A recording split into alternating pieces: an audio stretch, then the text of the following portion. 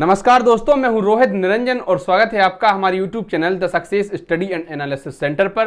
तो प्यारे साथियों, आज के इस वीडियो में हम बात करने वाले हैं कि जो MP टेट वर्ग 3 के एडमिट कार्ड बाकायदा जारी हो चुके हैं और उस एडमिट कार्ड के आधार पर जिन लोगों की परीक्षा भी होनी है निकट समय में, तो किन निर्देशों का आपको पालन करना है, किन सावधानियों का ध्यान रखना है। चाहे रीट की परीक्षा हुई थी, उसमें ही मैंने बहुत लोगों को देखा कि उनको ये जो है टी शर्ट या हाफ शर्ट पहन के नहीं गए तो सेंडू बनियान पहन के परीक्षा देनी पड़ी। MP पुलिस कांस्टेबल की जो परीक्षा हाल ही में हुई, वहां पर नहीं माना लोगों ने निर्देश, तो उनको भी काफ़ी परेशानियां होनी पड़ी, परेशानियों का सामना करना पड़ा। इसलिए मैं आपसे गुजारिश करता हूं, निवेदन करता हूं, सलाह भी देता हूं कि आप इन सभी निर्देशों को ध्यानपूर्वक समझिए और इनका पालन कीजिए, ताकि इससे परीक्षा में आपको कोई बाधा ना हो। क्योंकि जब वहां पे थोड़ा दिमाग खराब होता है ना, तो इसका असर सीधा सीधा हमारे परफॉर्मेंस पे पड़ता है। नियम देखिए, बोर्ड ने क्या दे रखे हैं कि PEB द्वारा आयोजित परीक्षाओं में मूल फोटोयुक्त पहचान पत्र लाना अनिवार्य होगा। मूल फोटोयुक्त पहचान पत्र के रूप में अभ्यर्थी मतदाता पहचान पत्र, पैन कार्ड, आधार कार्ड, ड्राइविंग लाइसेंस तथा पासपोर्ट में से कोई एक को चयनित कर सकते हैं। ऐसी कोई भी ID जिस पर आपकी फोटो अंकित हो, चाहे वो ड्राइविंग लाइसेंस हो, आधार कार्ड हो, पैन कार्ड हो, वोटर कार्ड हो, कुछ नहीं है तो 10th की मार्कशीट हो, इसमें से आप कुछ भी एक ले जा सकते हैं। ये नहीं कि सभी पूरी फाइल बना के ले जाओ, कोई एक। कोशिश करिए इसके एक छाया प्रति या फोटोकॉपी जरूर लेकर जाइए साथ में। मूल फोटोयुक्त पहचान पत्र के अभाव में परीक्षार्थी को परीक्षा में सम्मिलित होने से वंचित किया जाएगा। अगर आप ID लेकर नहीं जाएंगे तो भाई साहब परीक्षा में नहीं बैठने दिया जाएगा। और देखिए कि परीक्षा में प्रवेश के समय एवं परीक्षा के दौरान बहुस्तरीय बायोमेट्रिक सत्यापन अनिवार्य है। परीक्षा में जब आपकी एंट्री होगी तो रूम में पहले बायोमेट्रिक सत्यापन होगा, नहीं पहले कहीं और होगा, उसके बाद रूम में होगा, फिर एग्जिट करते टाइम भी होगा। 3-4 बार प्रोसेस होती है ये, और हर बार अनिवार्य होता, नहीं तो एब्सेंट माने जाएंगे। उम्मीदवार एडमिट कार्ड में दिए गए समय के अनुसार केंद्र पर पहुंचे। प्रवेश के समय केंद्र पर भीड़ से बचें और सामाजिक दूरी बनाए रखें। उम्मीदवार को अपना मास्क, परीक्षा से संबंधित दस्तावेज जैसे एडमिट कार्ड, ID कार्ड, एक साधारण पारदर्शी बॉल पॉइंट पेन, उपस्थिति पत्रक पर चिपकाने हेतु अतिरिक्त फोटो, व्यक्तिगत हैंड सैनिटाइजर, 50 ml पानी की पारदर्शी बोतल लाना आवश्यक है। अब मैं इसको मोटे तौर पर समझाता हूं अपनी सरल भाषा में।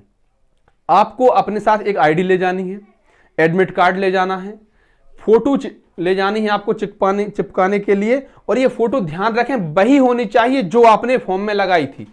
अगर याद नहीं है तो देख लीजिए, अभी एडमिट कार्ड में दिख रही होगी वही फोटो।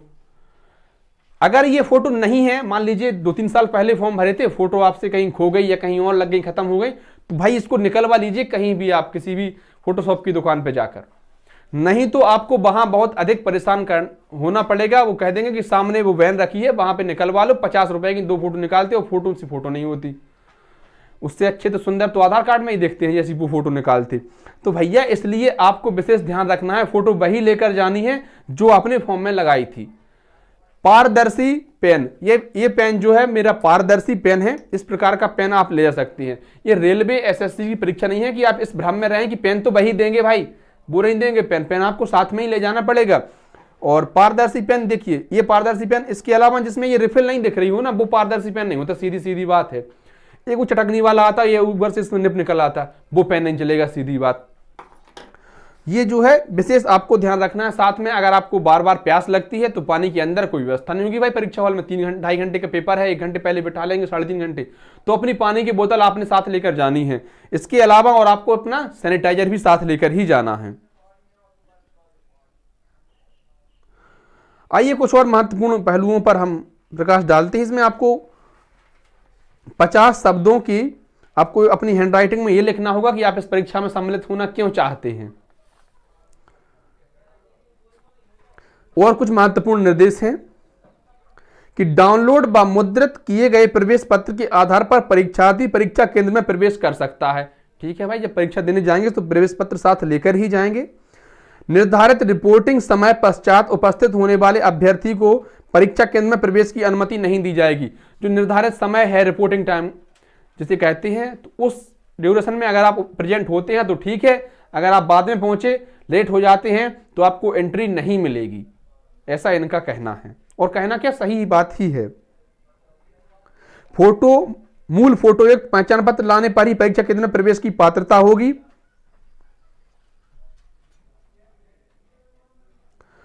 और ये जो है UIDAI द्वारा सत्यापित वेरीफाई होने पर ही आधार मान्य होगा।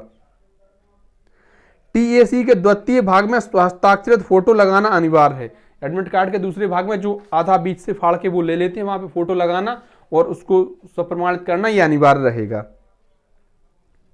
मंडल की वेबसाइट www.peb.mp.gov.in पर परीक्षा से संबंधित मॉक टेस्ट उपलब्ध है। अभ्यर्थी इसके माध्यम से परीक्षा प्रक्रिया से अवगत होकर ही परीक्षा में सम्मिलित होने के लिए आए।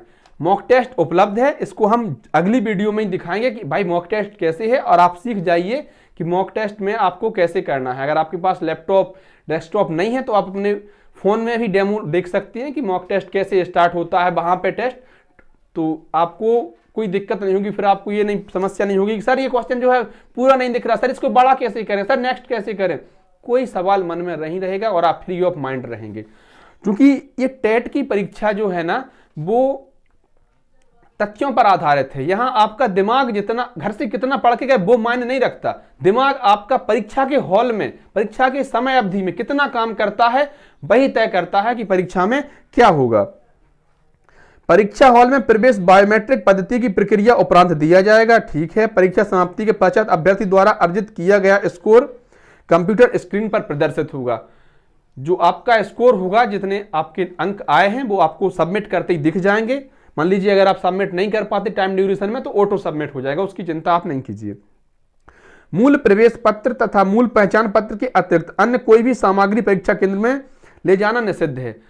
आईडी और एडमिट कार्ड, इसके अलावा कोई और डॉक्यूमेंट्स आप नहीं ले सकते। हाँ, रफ कार्य, जैसे मैथ के लिए आपको रफ कार्य करना पड़ेगा तो रफ कार्य के लिए वो सीट दे देते हैं, क्योंकि 15 ही प्रश्न आपको करने हैं तो एक पेज में ही काम हो जाएगा भाई।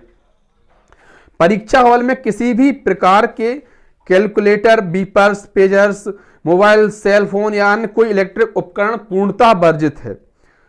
और एक वैधानिक चेतावनी यह है कि किसी भी प्रकार की गलत जानकारी, गलत प्रपत्र, फर्जी प्रपत्र प्रस्तुत करने, धोखाधड़ी करने पर भारतीय दंड संहिता के अनुसार अधिकतम 7 वर्ष की सजा, जुर्माना या दोनों हो सकते हैं। अनापत्ति, आवेदकों अभ्यर्थियों को त्वरित जानकारी के लिए वेबसाइट पर प्रदर्शित किसी भी जानकारी में होने वाली त्रुटि के लिए प्रोफेशनल एग्जामिनेशन बोर्ड जिम्मेदार नहीं होगा। इस संबंध में मंडल द्वारा संबंधित विभाग को उपलब्ध कराई गई जानकारी सूची में दिए गए विवरण ही सही व मान्य होगा। ये जो है महत्वपूर्ण निर्देश हैं। और परीक्षा में आपको सबसे पहले यही ध्यान रखना है, जहां पे लोगों को बहुत अधिक परेशान होना पड़ता है, पेन अपने साथ ले जाइए। मेरे मित्र एक एस कुमार पटेल पेपर देने गए पुलिस के, तो कह रहे थे कि बगल वाले जो है वो पेन लेकर नहीं आए, कहते अंदर मिलेगा पेन, भाई अंदर मिलेगा, अंदर नहीं मिला। तो उन्होंने पुलिस का पेपर, ये तो चूंकि इसमें तो 15 ही प्रश्न होंगे जिनको हमको कैलकुलेशन जिनकी करनी होगी, उसमें तो 100 के 100 प्रश्न ऐसे थे, 100 नहीं तो कम से कम जीके के छोड़ के 70 प्रश्न, 65-70 प्रश्न ऐसे थे जिनको पेन चलाकर ही आप हल कर सकते, भाई के पास पेन ही नहीं थी। तो इस हिसाब से आप भ्रम में ना रहें कि पेन वहां मिलेगा, पेन वहां पर नहीं मिलेगा, पेन आपको अपना साथ लेकर जाना है। एडमिट कार्ड में जो फोटो अंकित है वही फोटो लेकर जाइए। हाँ, चिपका कर जाते हैं एडमिट कार्ड में तो अच्छी बात है, नहीं तो वहां पे गम गोंद मिल जाती है, इसकी कोई दिक्कत की बात नहीं है। और सभी छात्रों को बहुत बहुत शुभकामनाएं, शिक्षक बनिए। और रीट का जो रिजल्ट या कट ऑफ आया है उसके आधार पर कुछ छात्रों के मन में चिंताएं भी जरूर हो गई हैं कि भाई 130 नंबर वालों का सिलेक्शन नहीं हो रहा है रीट में, जबकि वहां पे 11,000 पद हैं, यहां तो सुन रहा है कि 5,000 पदों पर ही भर्ती होनी है, हालांकि अभी तय कुछ भी नहीं है। तो फिर क्या होगा? तो इस बात को मन से निकाल दीजिए। हुई है सोई जो राम रचि राखा को कई तरह के बढ़ावे शाखा। परीक्षा अच्छी देना हमारा कर्तव्य है, उसके लिए मेहनत करिए। आपको बहुत बहुत शुभकामनाएं और भगवान की कृपा से आप अति शीघ्र शिक्षक बने। धन्यवाद प्यारे साथी।